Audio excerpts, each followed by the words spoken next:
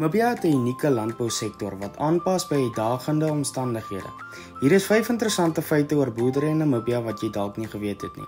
Meer as 70% van Namibiërs is op een of ander manier afhanklik van landbou. Het sy vir inkomste, kos of oorlewing. Dis 'n leefstyl vir baie gesinne. Namibië is een van die droogste lande in Suid-Afrika en meeste boerdery gebeur sonder enige besproeiing. Boere moet hulle praktyke aanpas by uiterste klimaatstoestande. Beesboerdery is koning. Namibië produseer hoë gehalte beesvleis wat wêreldwyd bekend is. Van Noorwe tot China word ons vleis geëet.